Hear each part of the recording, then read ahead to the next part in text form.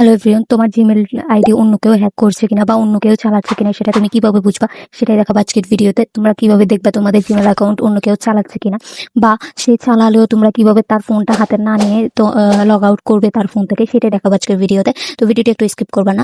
তো চলো শুরু করা যাক। তো ফার্স্টে আমরা ফোন থেকে জিমেল অ্যাকাউন্টটি ওপেন করে নেব। আমার ফোন থেকে জিমেল অ্যাকাউন্টটি ওপেন করে নিতে হবে।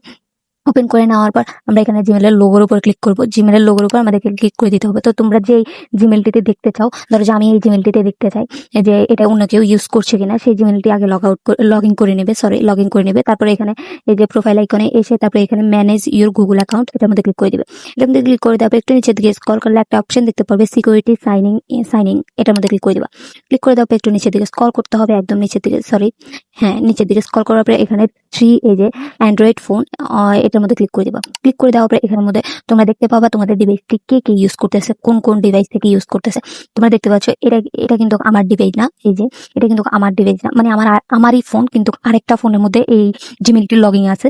আর এটা কিন্তু আমি যে এখন যেটা চালাইতেছি এটা আমার ডিভাইস। এটা আমি যেটা দিয়ে রেকর্ড করতেছি, যেটা দিয়ে ভিডিও করতেছি, এটা হচ্ছে সেটা, আর এটা হচ্ছে অন্য ডিভাইস।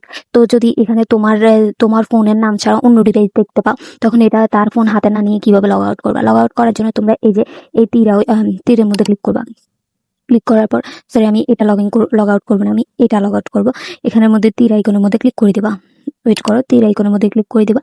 ক্লিক করে দেওয়ার পর জাস্ট একটু ওয়েট করতে হবে। তারপর অ্যানাদার ওয়ে, এই যে তোমার স্ক্রিন লকটি দিয়ে দিবে। স্ক্রিন লকটি দিয়ে দেওয়ার পর জাস্ট একটু ওয়েট করতে হবে। স্ক্রিন লকটি দিয়ে দিবে।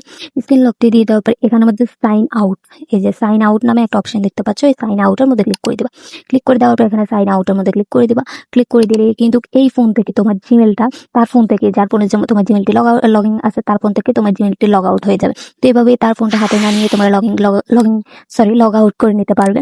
তো ভিডিওটি কেমন লাগছে অবশ্যই কমেন্ট করে জানাবা। আর ইউটিউব থেকে দেখে থাকলে সাবস্ক্রাইব করে দিবা। আর ফেসবুক এন্ড টিকটক থেকে দেখে থাকলে ফলো দিতে কিন্তু ভুলবা না।